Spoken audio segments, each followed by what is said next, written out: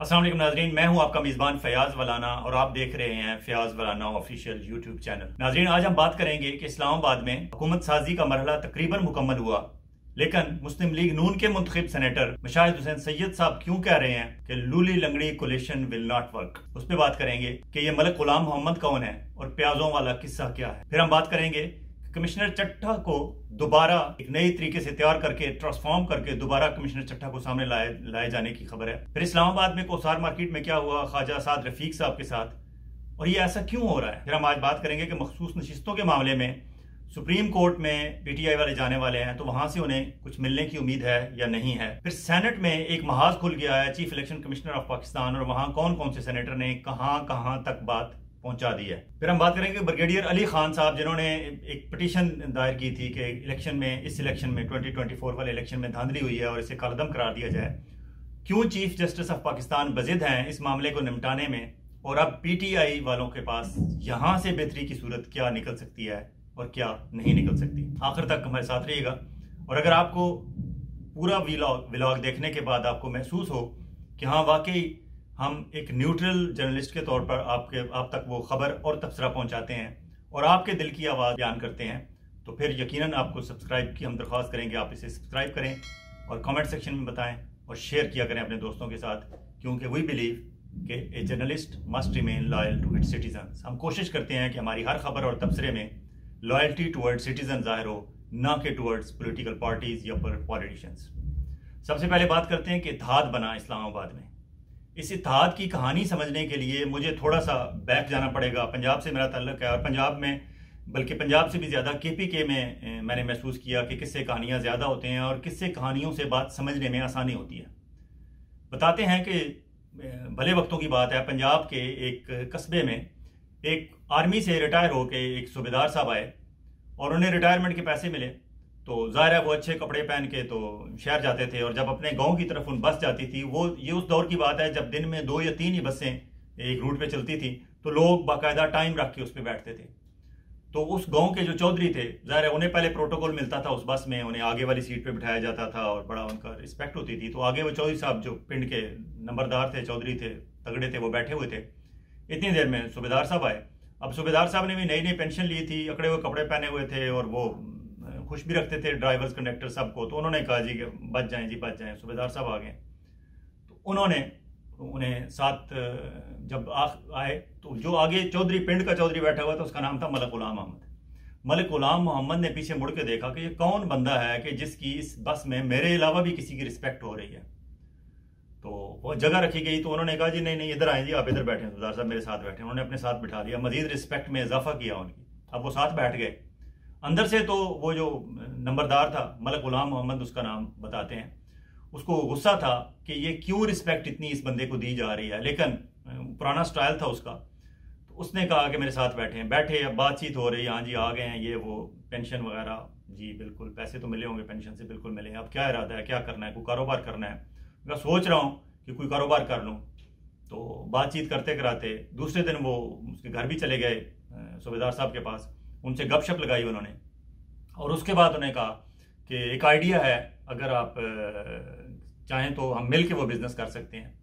क्या आइडिया है? उन्होंने कहा जी प्याज का सीज़न आ रहा है, अभी इस सीज़न में प्याज जो है वो क्योंकि बहुत सस्ता मिलता है, जब सीज़न पे उतरता है फसल तैयार होती है उसकी, तो अभी हम उठा लेंगे वो अच्छे बल्क में प्याज और फिर स्टॉक कर देंगे, और 2 महीने 3 महीने 4 महीने बाद जब वो मार्केट में उसका रेट ज़्यादा होगा तो वो इतने में हमारा बिक जाएगा। पूरी कैलकुलेशन करके मलिक गुलाम मोहम्मद साहब ने बता दी सूबेदार साहब को। सूबेदार साहब को आइडिया पसंद आया और उन्होंने कहा कि आपने घबराना नहीं है, जितने पैसे आप इन्वेस्ट करेंगे इस बिजनेस में इतने मैं भी करूँगा, और इसलिए अगर कोई गलत या इस तरह का खतरे वाला बिजनेस होता तो मैं क्यों करता। अब ऐसा करते हैं, वहाँ बाहर ज़मीन है, वहाँ 2 कमरे बनाते हैं बराबर साइज़ के, और उन कमरों में एक में आप रख दें प्याज स्टॉक करके, एक में मैं रख देता हूँ और मैं आपको बताऊंगा कि क्या करना है। अब वो उनके पीछे पीछे चल पड़े, वो उन्हें प्रोटोकॉल भी देते थे, लेकिन इरादा मलिक गुलाम मोहम्मद साहब को कुछ और था, और उनके जहन में वो बात अटकी हुई थी कि इन्हें रिस्पेक्ट क्यों दी जा रही है, रिस्पेक्ट तो सिर्फ मेरा ही हक है। उन्होंने वहाँ प्याज बाय किए, सस्ते रेट पे स्टॉक कर दिए। अब वो कुछ दिनों बाद 2 हफ्ते 3 हफ्ते 4 हफ्ते गुजरे, बाजार से उन्हें पता चले कि रेट प्याज का ऊपर जा रहा है, तो सूबेदार साहब को परेशानी हो रही थी कि अब बेचें और इसमें से प्रॉफिट कमाएं। तो उनसे पूछने गए तो उन्होंने कहा ना ना बिल्कुल नहीं, तुम्हें नहीं पता, ये मेरा बिजनेस है, तुम नए आए हो, मैं बताऊंगा कब ये जो है दरवाज़ा खोलना है, तुमने उधर देखना भी नहीं है, उधर जाना भी नहीं है। महीना गुजर गया, 2 महीने गुजर गए, 3 महीने गुजर गए। जब उन्हें तसल्ली हो गई मलक गुलाम अमन साहब को कि अब काम हो चुका है जो वो चाहते थे, गए उन्हें लेके कि आए चलें। वहां जाके गए तो उन्होंने पहले अपना दरवाज़ा खोला मलक गुलाम अमन साहब ने। जब दरवाज़ा खोला तो अंदर प्याज सारा जो है वो गल सड़ चुका था, खत्म हो चुका था, जीरो हो चुका था। तो उन्होंने कहा ये क्या हुआ? उन्होंने कहा अच्छा ये मेरा तो सारा जल गया है, चलें आपका देखते हैं। सूबेदार साहब का दरवाज़ा जाके खोला तो वो भी जला हुआ था। अब बैठ के सर पकड़ के सूबेदार साहब की तो कुल जमा पूंजी इतनी थी जो उस प्याज के उस स्टॉक में ज़ख़ीरा अंदोज़ी में ख़त्म हो चुकी थी। तो उसने मलक गुलाम अमन साहब ने अपना परना साफ़ा उठाया और कंधे पे रखा। उन्होंने कहा अच्छा फिर मिलेंगे।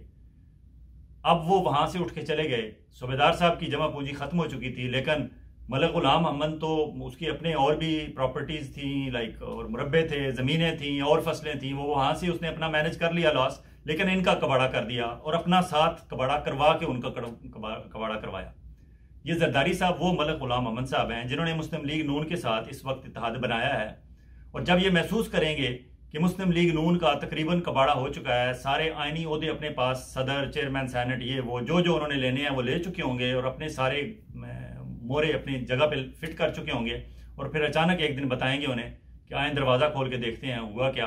और जब उस वक्त शहबाज शरीफ को पता चलेगा कि मुस्लिम लीग नून का तो तकरीबन सियासी कबाड़ा हो चुका है, क्योंकि आसिफ जरदारी साहब का तो अपना किला मजबूत है सिंध में और इमरान खान का पीटीआई का किला मजबूत है केपीके में।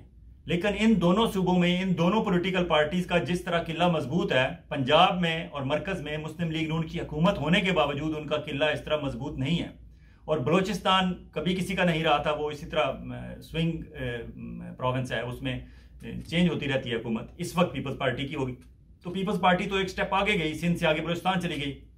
ईवान सदर उन्हें वापस मिल गया, आरिफ अलवी से उन्होंने छीन लेना है 2-4 दिनों में, 2-4 हफ्तों में। तो जरदारी साहब तो बेहतरी की तरफ जाएंगे, लेकिन जब एग्जैक्ट मौका आएगा तो वो कहेंगे शहबाज साहब ये बात बनी नहीं, ये प्याज जो है मेरे भी गल सड़ गए हैं, आपके भी गल सड़ गए हैं, खुदा हाफिज, उठते हैं चलते हैं। और उन्होंने हाथ पीटीआई की तरफ बढ़ा लेना है। और ये जो पीटीआई की सारी छीनी हुई नशिस्तें हैं, इनके सर पे परवेज शहबाज शरीफ साहब और मरियम राइड कर रहे होंगे। पता चलेगा इन्हें कि अचानक जब 1-1, 2-2, 3-3, 4-4 करके कोर्ट्स में, ट्रिब्यूनल्स में कहीं ना कहीं से फैसले होंगे, और जब हवाओं का रुख बदलेगा और इमरान खान बाहर आ जाएगा और पब्लिक में उसकी पॉपुलैरिटी होगी, तो वो उसकी पॉपुलैरिटी की वेव के सामने कोई अदालत, कोई ट्रिब्यूनल कुछ नहीं रुक सकेगा। तो फिर ये कहेंगे जरदारी साहब, शहबाज साहब को और मरियम को कि सॉरी, मेरा भी नुकसान होगा, आपका भी नुकसान हो गया, लेकिन इनके पास भागने की जगह नहीं होगी, जरदारी साहब के पास तो सिंध होगा। ये हैं वो मलक गुलाम अमन प्याज वाले जो आसिफ जरदारी साहब के रूप में हम देख रहे हैं अपने सियासी में। लेकिन दिलचस्प बात, आम आदमी के देखने की बात यह है कि ये इतने 10-12 दिनों से इनकी मीटिंग्स हो रही थी, 6 दौर हुए इनके इत्तेहाद के हवाले से। इस पूरे डिस्कशन में इस बात पे बहस होती रही कि सदर किसका होगा, वज़ीर आज़म किसका होगा, गवर्नर किसका होगा, वज़ीर आला किसका होगा, चेयरमैन सेनेट किसका होगा, स्पीकर किसका होगा, कौन सी वजारत किसके पास होगी, कौन सी वजारत किसके पास नहीं होगी। हत्ता के ये कि फलान डिवीजन में आईजी डीआईजी हमारा होगा तो कमिश्नर तुम्हारा होगा, डीसी तुम्हारा होगा तो एसएसपी, आरपीओ, डीपीओ हमारा होगा। यहां तक ये गए हैं, पता नहीं पटवारियों तक गए हैं या नहीं गए, लेकिन ये बंदर बांट अपनी कर रहे थे। कहीं कोई बात नहीं हुई कि हमारे मंशूर में क्या बात थी और आपके मंशूर में क्या बात थी, हमारे मंशूर के कितने नुकात जो है मिलकर हम पूरे करेंगे और आपके मंशूर के कितने अडॉप्ट करेंगे।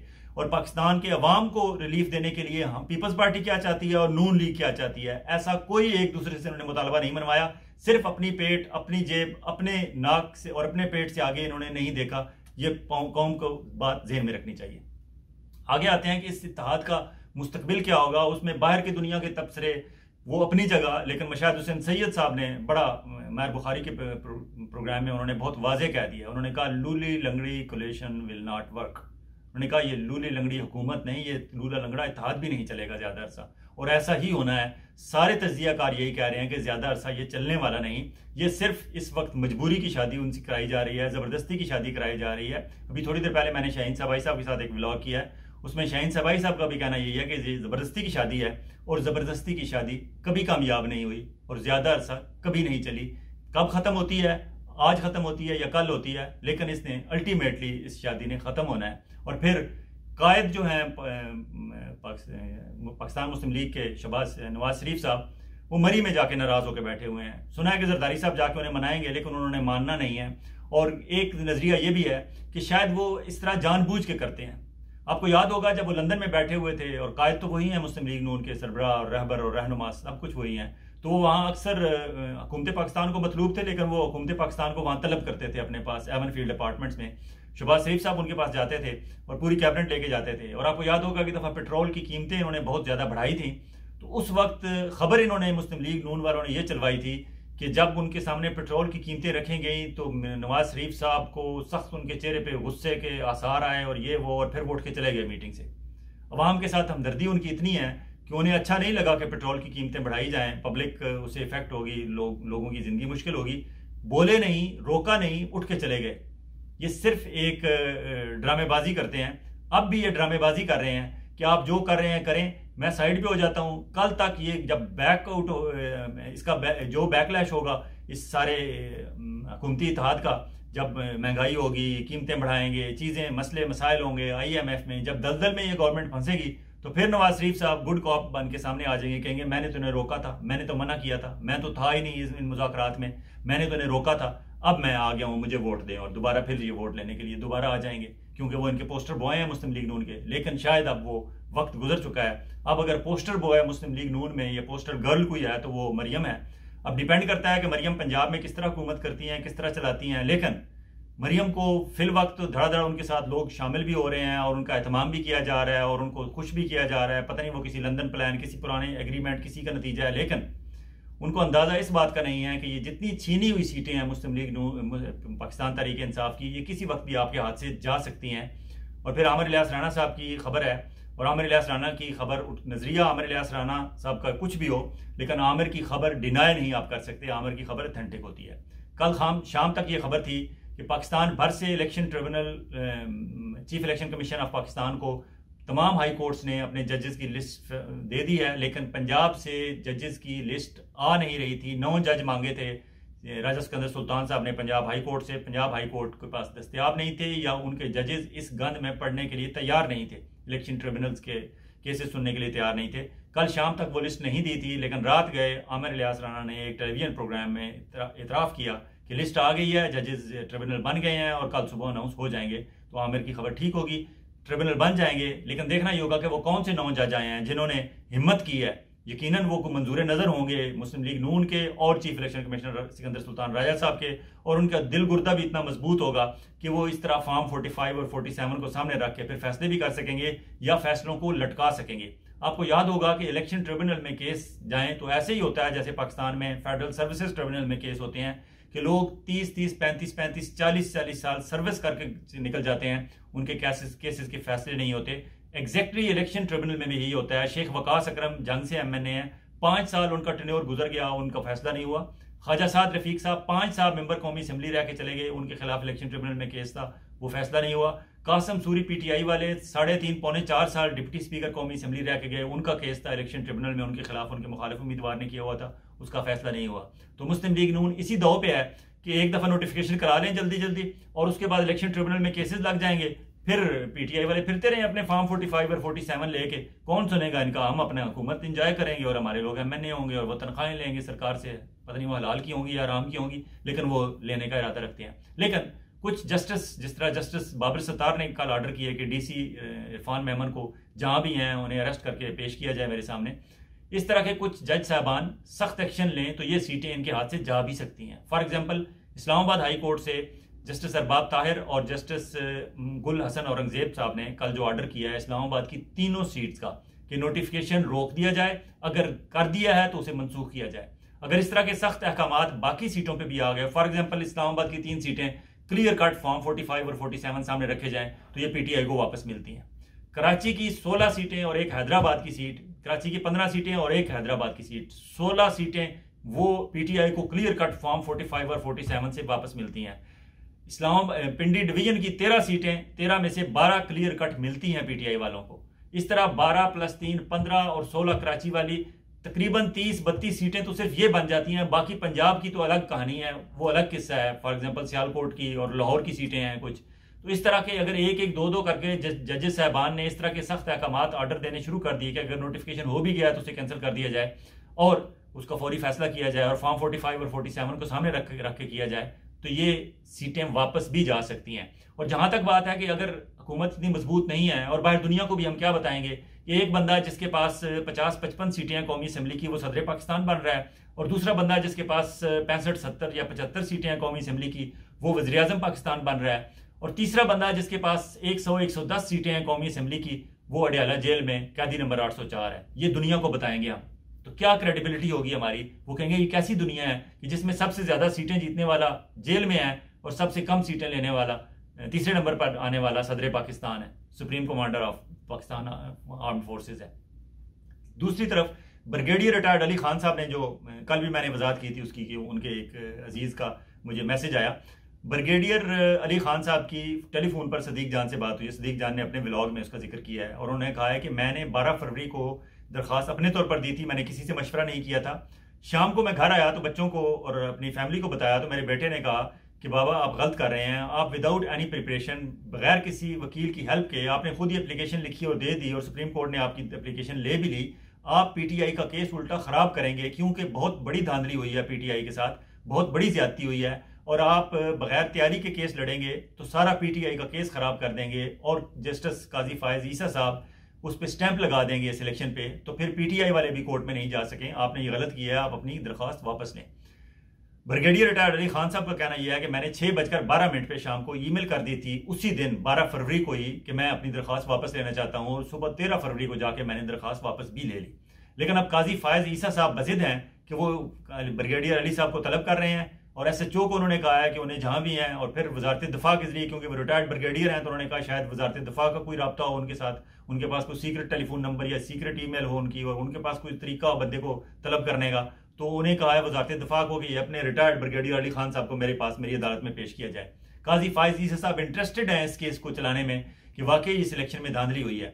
अब इस मौके पे मेरे ख्याल में फर्ज बनता है बैरिस्टर अली जफर साहब का, अपने नईम बुखारी जो नामवर वकील हैं, और हामिद खान साहब जो पाकिस्तान के चोटी के वकील हैं, और दूसरे बैरिस्टर गौर अली और शोएब शाहीन, जितने भी पीटीआई के वकील हैं, उनका फर्ज बनता है कि वो अपने तौर पर जब देखेंगे काजी फायज ईसा साहब ब्रिगेडियर अली खान की एप्लीकेशन जबरदस्ती चलाना चाहते हैं और जबरदस्ती इस इशू को डिस्कस करना चाहते हैं, तो ये भी अपनी दरखास्त दे दें। और ऑब्वियसली 2, 4, 6 दरखास्तें आ गई तो वो क्लब करनी पड़ेंगी काजी फायज ईसा साहब को, तो फिर सीरियसली इस केस को वाई नॉट के इसे सुप्रीम कोर्ट में एक दफा ही डिस्कस किया जाए, और वहां सारे फॉर्म 45 आप रख दें उनकी टेबल पे, फिर देखते हैं कि उनके तिलों में कितना तेल है काजी फायज ईसा साहब की। वो भी जमहूरी आज़ादियों के हवाले से बड़े अपने आप को चैंपियन समझते हैं, और फिर उन्हें यह भी याद कराया जाए कि आपको बड़ा मसला हुआ था जब फैजाबाद धरने में आपने एक तस्वीर देख ली थी अखबार में कि एक आर्मी का बंदा, एक आर्मी का कोई हवलदार, सूबेदार या कैप्टन, मेजर कोई भी था, वो जो धरना फैजाबाद धरना जब डिस्पर्स हुआ था तो लोगों को एक लिफाफे पकड़ा रहा था और उन लिफाफों में 500-1000 रुपया कुछ था। उनका कहना यह था, जो डिस्पर्स करने वाले थे, कि हमने उनको वापस अपने घरों में जाने का किराया दिया था, लेकिन काजी फायज ईसा साहब ने उन्हें तलब किया और आज तक वो फैजाबाद धरने का केस लेके बैठे हुए हैं और कहते हैं कि आर्मी वालों का क्या काम है कि धरने लगवाना या धरने उठाना, वो केस चल रहा है। अब काजी फायज ईसा साहब को यह नजर नहीं आता कि 8 फरवरी की रात को पाकिस्तान भर के डिस्ट्रिक्ट रिटर्निंग ऑफिसर्स के ऑफिस में रात 10, 11, 12, 1 बजे, 2 बजे, 3 बजे मिलिट्री वाले, सारी गवाहियां आपके पास मौजूद हैं, लोग बताते हैं जो वहां प्रिजाइडिंग ऑफिसर थे, पोलिंग ऑफिसर्स थे, पोलिंग एजेंट्स थे, पब्लिक थी, कि आर्मी के ट्रक आए और आर्मी के लोग, वो ISI के थे, MI के थे, किसके नहीं थे, लेकिन वर्दियां उन्होंने आर्मी की यूनिफॉर्म पहने हुए थे, और वो अंदर दाखिल हुए RO ऑफिस में, और वो RO ऑफिस में लोगों को बाहर निकाल दिया। और वहां अंदर फिर क्या हुआ, वही फॉर्म 47 नए जनरेट हुए, क्योंकि वहां जो डाटा एंट्री ऑपरेटर्स दिए हुए थे रिटर्निंग ऑफिसर्स को, वो नादरा से भेजे गए थे। दो डाटा एंट्री ऑपरेटर्स दिए हुए थे हर डिस्ट्रिक्ट रिटर्निंग ऑफिसर को, वो वहां बैठे हुए थे, ऊपर हुक्म उनका था, गन पॉइंट पे उन्होंने अपनी मर्जी से फॉर्म 47 बनवा लिए, और ये जो बाहर पोलिंग एजेंट थे और पोलिंग अपने कैंडिडेट थे वो फॉर्म 45 लेके फिर रहे हैं, क्योंकि 300-400 पोलिंग स्टेशंस में से तो हर जगह वो नहीं कर सकते थे। उन्होंने कहा एक जगह डिस्ट्रिक्ट रिटर्निंग ऑफिसर के पास जाएंगे, वहां से अपनी मर्जी का फॉर्म 47 निकाल लेंगे, लेकिन उन्हें ये अंदाजा नहीं था कि ये फॉर्म 45 जो है ये 5-6 कापियां इसकी जाती हैं, तमाम जितने इलेक्शन लड़ने वाले होते हैं उनको एक एक कापी दी जाती है, एक हर पोलिंग स्टेशन के बाहर आवेजा की जाती है, और एक वो हेड ऑफिस को भेजता है अपना जो भी रिटर्निंग प्रिजाइडिंग ऑफिसर होता है, तो वो कापियां तो कहीं छुप नहीं सकती। लेकिन ब्रिगेडियर अली खान साहब का केस आगे चले ना चले, पीटीआई वालों को चाहिए कि वो खुद, अगर काजी फायज ईसा साहब इतने संजीदा हैं तो ये खुद आगे चला लें। एक और बात कि मखसूस नशिस्तों का मामला काफी संजीदा हुआ है, उस पे अब इस वक्त तक पीटीआई के हमायत याफ्ता जो जीतने वाले हैं 82 मेंबरान ने सुन्नी इत्तेहाद काउंसिल को ज्वाइन कर लिया है। प्रोविंशियल असेंबलीज में भी वो ज्वाइन कर रहे हैं। हालांकि सुन्नी इत्तेहाद काउंसिल वालों ने अब तक मखसूस नशिस्तों की कोई लिस्ट इलेक्शन कमीशन को दी हुई नहीं थी, लेकिन कुछ नज़ीरें ऐसी हैं 2018 के इलेक्शन में के बाद ज़िमनी इलेक्शन में कुछ लोग मुंतखब हुए थे और उन्होंने बाद में बसीरत बीबी नाम की एक खातून थी जिन्होंने मखसूस नशिस्तों पर अपनी नशिस्त दी थी। 3 फाटा के एरिया से MNAs मुंतखब हुए थे जिन्होंने बलूचिस्तान अवामी पार्टी को ज्वाइन किया था और फिर एप्लीकेशन दी गई थी और उन्हें उन 3 कौमी असम्बली की नशिस्तों के एवज एक मखसूस नशिस्त खवातीन की दी गई थी, जहाँ बसीरत बीबी नाम की खातून असम्बली में पहुंची थी। ये नज़ीर मौजूद है कि पहले लिस्ट मौजूद नहीं थी लेकिन बाद में नाम दिया गया तो उसे सीट अलॉट कर दी गई।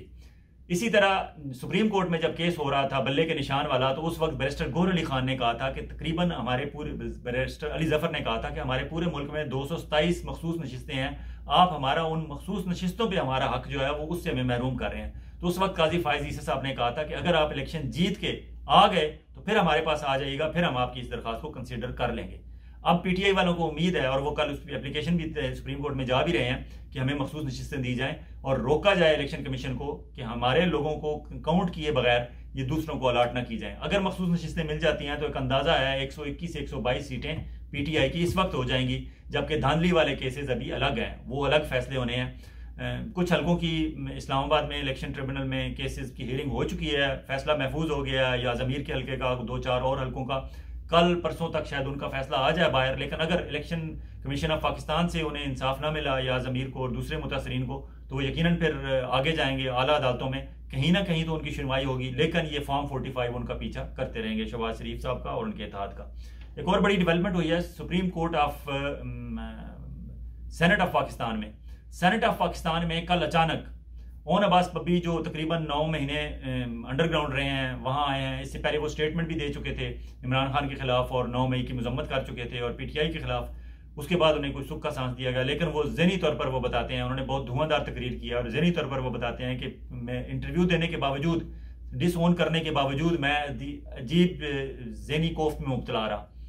और उनकी तकरीर से और उसके बाद उन्होंने आखिर में अपनी तकरीर का अख्ताम इमरान खान जिंदाबाद और पाकिस्तान जिंदाबाद के नारे से किया। इससे लगता है कि वो वापस पीटीआई में आ गए और उन्होंने बताया कि मेरे साथ क्या किया है और उन्होंने कहा कि अब मैं बिल्कुल ऑल आउट जाऊंगा, अब मेरे पास बचा ही कुछ नहीं, मेरा कारोबार तबाह हो गया, मेरा घर तबाह हो गया, मेरा सब कुछ तबाह हो गया है, अब मैं पीछे नहीं होऊंगा। और उन्होंने आर्मी को खूब लिताड़ा है वहाँ। उसके बाद वहाँ अचानक सेनेट में माहौल ये बन गया कि चीफ इलेक्शन कमिश्नर को टारगेट किया गया। अब ये किसके कहने पे किया गया, क्या ये नहीं कहने पे किया गया, तो क्या अब कुर्बानी का बकरा चीफ इलेक्शन कमिश्नर को बनाया जाएगा? शाहीन साहब साहब का अंदाजा ये है कि सबसे पहले जो तलवार चलनी है, नजला जो गिरना है, वो चीफ इलेक्शन कमिश्नर राजा सिकंदर सुल्तान साहब पे चलना है, क्योंकि ये सारा जो मैस हुआ है किसी पे तो इसका इल्जाम थोपना है। एक नजरिया तो यह है कि चीफ इलेक्शन कमिश्नर पर इल्जाम थोपा जाए, उसे फारिग किया जाए और फिर लोगों के कुछ जज्बात ठंडे हों, नया चीफ इलेक्शन कमिश्नर आया, नया इलेक्शन कमीशन बने, तमाम मेंबरान को डिसमिस किया जाए, तमाम सूबों से एक मेंबर जो इलेक्शन कमीशन का होता है कमिश्नर वो आए, फिर नए से हियरिंग हो। इस दौरान हुकूमत इनकी शहबाज शरीफ साहब की चल पड़े और लोगों को एक ढारस सी हो कि नया इलेक्शन कमीशन बन रहा है तो सुनवाई होगी हमारी। एक तो तरीका वो बताते हैं कि इस तरह किया जाएगा। दूसरा ये भी है कि ये जो शहबाज की और जरदारी साहब की जबरदस्ती की शादी कराई जा रही है और हुकूमत बनवाई जा रही है, ये भी जबरदस्ती इसलिए कराई जा रही है क्योंकि मिलिट्री एस्टेब्लिशमेंट वाले अपनी नाकामी अपने सर नहीं लेना चाहते और वो कहते हैं जल्दी से एक हुकूमत बना दें, उसके बाद हुकूमत चले ना चले। जिस तरह वो कहते हैं ना कि एक दफा हमने डोली में डाल देनी है दुल्हन, आगे जाके वो बसे या ना बसे, जाते ही बेशक उजड़ जाए, हमने एक दफा दुल्हन को रुखसत कर देना है। वो शहबाज शरीफ साहब को डोली में डाल के एक दफा रुखसत करना चाहते हैं। उसके बाद वो अगर नहीं चलेगी उनकी गवर्नमेंट तो इल्जाम उन पे आएगा कि हुकूमत बन गई थी उसके बाद आपसे नहीं चल सकी। अब अगर हुकूमत बनाने में नाकामी रही तो अब इल्जाम उन पे आएगा जिन्होंने इलेक्शन कराए हैं या इलेक्शन में गड़बड़ कराई है। इसलिए वो गड़बड़ अपने बैक यार्ड से और फ्रंट यार्ड से निकाल के फौरी तौर पर किसी और के फ्रंट यार्ड में भेजना चाहते हैं। तो शहबाज शरीफ साहब और जरदारी साहब की इसलिए जबरदस्ती, एक ये भी ख्याल है और इसमें भी वजन है। लेकिन सेनेट में जो हुआ है, ताहिर बजंजो जो नेशनल पार्टी के सेनेटर हैं, उन्होंने तो यहां तक कहा है कि चीफ इलेक्शन कमिश्नर साहब को फौरी तौर पर गिरफ्तार किया जाए और उनसे पूछा जाए कि ये किसके कहने पे किया है उन्होंने ये सब कुछ धांधली इतने बड़े पैमाने पर की है। मुश्ताक अहमद सेनेटर हैं जमात इस्लामी के, बहुत अच्छा बोलते हैं, उन्होंने बात थोड़ी सी और आगे बढ़ाई है। उन्होंने कहा इसके खिलाफ chief election commissioner of Pakistan Raja Sikandar Sultan के खिलाफ आर्टिकल 6 लगाया जाए कि इन्होंने आइन से गद्दारी की है और इनके खिलाफ गद्दारी का मुकदमा चलाया जाए और इन्हें सजाए मौत दी जाए और ये और वो काफी। इसके अलावा अवामी नेशनल पार्टी के उमर फारूक, उन्होंने भी बहुत उनके खिलाफ तकरीर किया, लेकिन उन्होंने साथ साथ पाकिस्तान आर्मी को, हमारी मिलिट्री एस्टेब्लिशमेंट को भी रगेदा है। फिर वहाँ पीटीआई वालों को भी जितना मौका मिला है, सेनेटर वलीद इकबाल ने बहुत अच्छी स्पीच किया है, जितने लोगों को मौका मिला है सब ने किया है। इरफान सिद्दीकी साहब, सेनेटर इरफान सिद्दीकी मुस्लिम लीग नून के हैं, प्रोफेसर इरफान सिद्दीकी, उन्होंने जवाबी कवर करने की चीज़ें कोशिश की है, लेकिन वो कवर नहीं कर सके। क्यों? कि उनके पास कोई इतना सॉलिड पॉइंट नहीं था। जब उन्होंने देखा अपोजिशन की तरफ से इतनी भरपूर बम्बार्डमेंट हो रही थी, और ये सारी वो पार्टियां थी जो इस इलेक्शन में की मुतासरीन है। जमात इस्लामी वालों को कराची में उनसे मैंडेट छीना गया, पीटीआई से पाकिस्तान भर में मैंडेट छीना गया, नेशनल पार्टी वाले और बलूचिस्तान की जितनी तंजीमें हैं, सियासी जमातें हैं, उनका बलूचिस्तान में उनसे छीना गया। एएनपी वाले कहते हैं हमारे साथ ज्यादती की गई, जेयूआई वाले कहते हैं हमारे साथ ज्यादती की गई। तो आखिर ज्यादती किसी से तो हुई ना। चलें, एक और हमारी हुकूमत जो है, अनवारुल्लाह काकड़ साहब वजीर आजम के ओहदे से उतरने के बाद अब उनका अगला मुतालबा है कि मुझे चेयरमैन सेनेट बनवाया जाए। अभी तक तो उनकी बात नहीं मानी जा रही, लेकिन चेयरमैन सेनेट का ओहदा तो पीपल्स पार्टी ने अपने हाथ में ले लिया है। हाँ, ये भी हो सकता है कि अगर वो बरास्ता पिंडी आए तो शायद वो पीपल्स पार्टी ज्वाइन करने के बाद चेयरमैन सेनेट बन जाए, नहीं तो ये पीपल्स पार्टी का थोड़ा सा मिलिट्री एस्टेब्लिशमेंट से फड्डा चलेगा। देखते हैं। अब तक तो मिलिट्री एस्टेब्लिशमेंट ने अपनी मनवाई है, जरदारी साहब को उनके सामने अपने घुटने टेकने पड़े हैं, क्योंकि बिलावल कतन इस हक में नहीं थे। लेकिन एक तरफ बिलावल की जिद थी, दूसरी तरफ मिलिट्री एस्टेब्लिशमेंट वालों के लॉर्ड थे। जरदारी साहब को बिलाखिर सदर पाकिस्तान बनना था, इसलिए फिल वक्त तो वो दो जानू बैठे हैं मिलिट्री एस्टेब्लिशमेंट के सामने। अब अनवारुल्लाह काकड़ के मामले पे देखते हैं कि हमारे मिलिट्री एस्टेब्लिशमेंट वाले अनवारुल्लाह काकड़ साहब को चेयरमैन सेनेट बनवाने में कामयाब होते हैं, या यूसुफ रजा गिलानी को चेयरमैन सेनेट बनवाने में कामयाब होते हैं अपने आसिफ जरदारी साहब। 2-4 दिनों में ये भी बात खुल के सामने आ जाएगी। लेकिन हमारी हुकूमत पाकिस्तान का कमाल देखें, 3 दिन से पाकिस्तान में ट्विटर, जिसे अब एक्स कहते हैं, बंद है। ट्विटर बंद करने से क्या आवाजें बंद हो जाएंगी? और उससे बड़ा मजाक क्या होगा कि खुद अनवारुल्लाह काकड़ साहब वज़ीर आज़म पाकिस्तान में 3 दिन से पाकिस्तान टेलीकम्युनिकेशन अथॉरिटी को कह के ट्विटर बंद करा के बैठे हुए हैं, लेकिन खुद वीपीएन पे जाके ट्विटर पे ही अपना ट्वीट करते हैं। अफसोस, सद अफसोस। और फिर मियां नवाज शरीफ साहब के बारे में वो एक शेर याद आया कि कश्तियां डूब चुकी हैं सारी, कश्तियां डूब चुकी हैं सारी, अब लिए फिरता है दरिया हमको। इजाजत चाहूंगा, बहुत जल्द एक और वीला के साथ आपकी खिदमत में हाजिर होंगे। उस वक्त तक अपना और अपने गिरदुनुमा के लोगों का इसी तरह ख्याल रखिएगा जिस तरह आप चाहते हैं कि आपका ख्याल रखा जाए। खुदा हाफिज।